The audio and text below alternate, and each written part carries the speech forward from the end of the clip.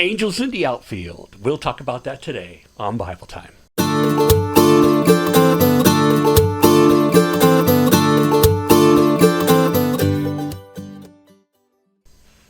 Hello again, everyone, and thank you for joining me for Bible Time. Do you remember that movie, Angels in the Outfield?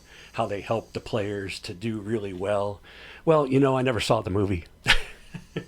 But just that concept has been coming up in a few different ways this past week. And, as I try to come up with things for Bible Time, one of the things I do is I kind of listen for what people are talking about so that I can, maybe interject something about the Bible for what people are interested in. And I also take questions and such. But the concept of angels has really been coming up a lot, and in many different ways. Like my friend Ian, everybody, a lot of you know Pastor Ian, also on the Uplift program with me. By the way, if you haven't checked out Uplift, please do so. We're on our own stream now on the podcast, so you can search for Fulcrum Radio Uplift or the Fulcrum Center Uplift, one of those two things, and you should be able to find the program. Or you can find us on the YouTube channel as well and on Facebook. But anyway,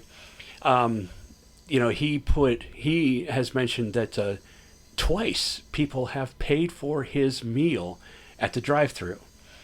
And, in a way, that's a very angelic type thing to do, to pay it forward, if you will. But it just got me thinking about this verse, Hebrews chapter 13, verse 2. And then someone mentioned it at a church service that I was at recently. And so anyway, I'm going to start with Hebrews chapter 13, beginning with verse 1.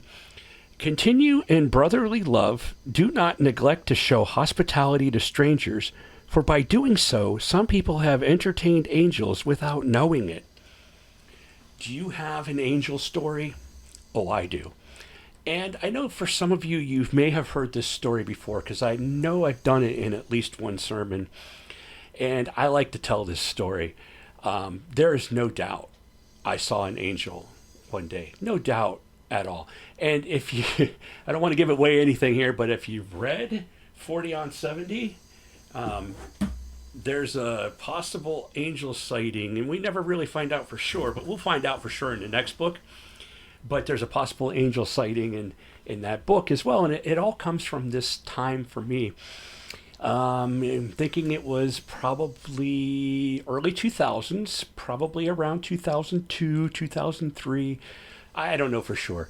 But anyway, I was working in Wheeling, West Virginia. And when I was driving home, I was going across, for the locals, it's a place called Wheeling Island.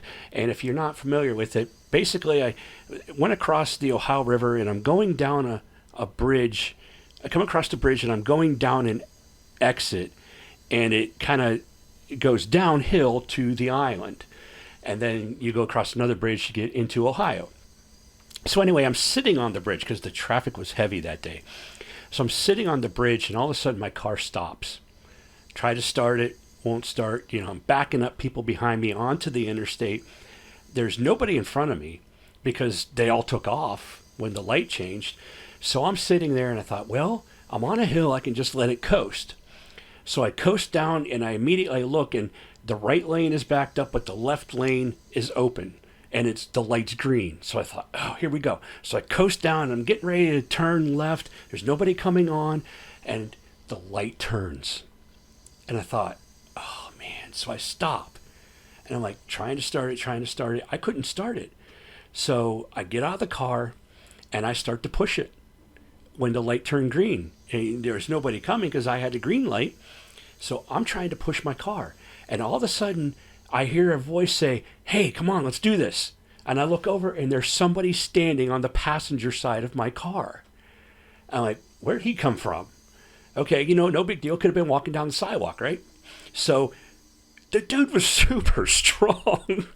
I started pushing, and the car kind of like goes away from me. I'm like, whoa. So I turned the steering wheel, and this guy's pushing my car, and we get it pushed off the side of the road. No cars coming at me. The light turned red just as we finished getting it through, so the guy behind me didn't get through, obviously. We get it pushed off to the side of the road. Another car pulls up, in front of me and stops, make sure everything's okay. So I start talking to those people, and they're asking me where I'm from and all this. And I said, well, hey, I want to thank this guy. So I watch him walk around the corner at the time there was a house there. There's now, I think, a KFC there, or Burger King, one of the two. But anyway, I see him walking around the corner. So I walk up to the corner. I was going to say, hey, thank you. And the guy was gone. As soon as I turned the corner, he was nowhere to be found at all. Just suddenly appeared, had incredible strength pushing my car, and then he was gone. Now, you can say, Phil, you're crazy. The guy went into the house. So I asked the lady sitting on her porch, did you see a guy walk by here? Son, you're the only one I've seen in the last 20 minutes. I said, did you see me pushing the car? Yes, I did. I said, did you see the guy with me? No, I just saw you. I'm like, okay. So I go back and ask the two people that pulled up in the car in front of me, did you see that guy? Yeah, we saw him. I said, well, he just kind of disappeared. Well, that's strange, they said. But at least they saw him. Okay? You can explain it however you want. I believe that God sent an angel that day to help me. And I ended up getting the car fixed and all, and I had a blown engine. I had to buy a new engine, but that's a whole nother story. But, angels are out there. That's the message that I heard that one night I was at that church service was the message was, they're out there. They're out there. Angels are out there among us, helping us.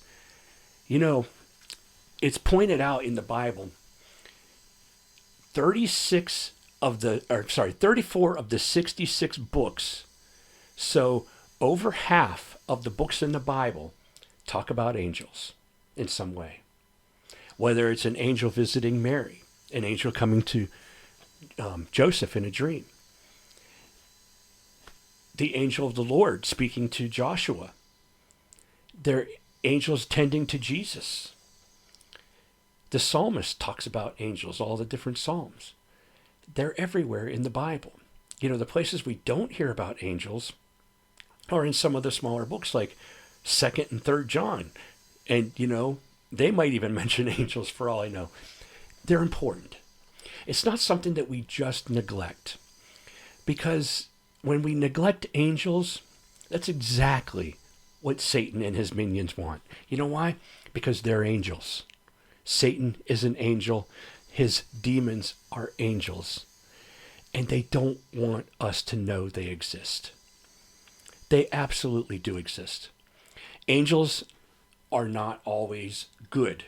Now, the good angels, we call them angels, and we think of them as, white robes and wings and whatnot. And we think of demons as black and sometimes with red eyes and horns and whatnot. But no, we don't really know what they look like because they're spiritual. But they can become embodied and have a human form. They have in the Bible. And I believe they do today too. So what's your angel story? Drop me a line and share it with me. I'd be glad to discuss it with you. Many people have told me their angel stories, and they're really good. And God sends his angels in many mysterious ways, in ways to help us. And as the author of Hebrews tells us, some have entertained angels without even knowing it. So be good to one another. Do unto others as you would have them do unto you, because you never know when you're going to be entertaining an angel. And just not only that, even if it's not an angel, let's be good to one another just because God said to love one another. So that's my angel story for today. I hope you enjoyed it, and I'll talk to you again all real soon. God bless.